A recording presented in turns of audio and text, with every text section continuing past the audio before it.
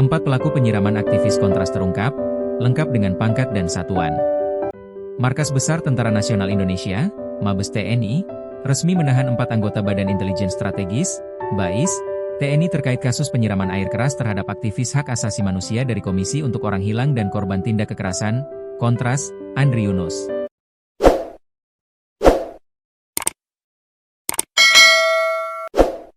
Keempat prajurit yang diamankan tersebut masing-masing berinisial Kapten NDP, Letusal, Letu BHW, dan Serda S. Jadi sekarang yang diduga keempat tersangka ini sudah kita amankan di Puspom TNI untuk dilakukan pendalaman ke tingkat penyidikan, ujar dan Puspom Mabes TNI Maijen TNI Yusri Nuryanto dalam jumpa pers, Rabu, 18 Maret 2026. Penahanan sementara dan rencana pemindahan. Saat ini, para terduga pelaku masih ditahan di Pusat Polisi Militer, Puspom, TNI. Namun, penahanan tersebut bersifat sementara sebelum dipindahkan ke lokasi dengan sistem keamanan lebih ketat.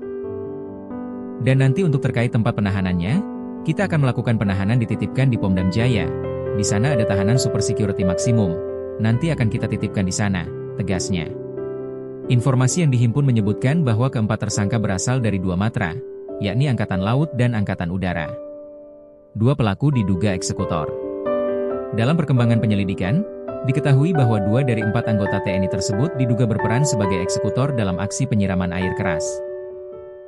Meski demikian, pihak TNI belum mengungkap secara rinci peran masing-masing maupun motif di balik serangan tersebut.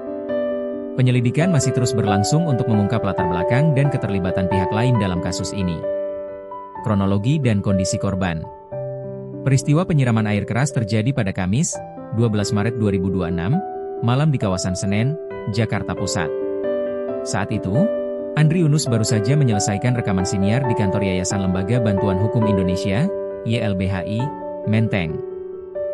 Koordinator Badan Pekerja Kontras, Dimas Bagus Arya, menyebut bahwa insiden terjadi tak lama setelah aktivitas tersebut selesai. Akibat serangan tersebut, Andri mengalami luka bakar serius di sejumlah bagian tubuh, termasuk mata, wajah, dada, dan tangan.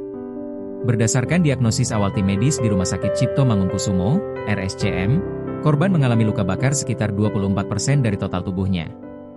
Saat ini, Andri Yunus masih menjalani perawatan intensif di rumah sakit.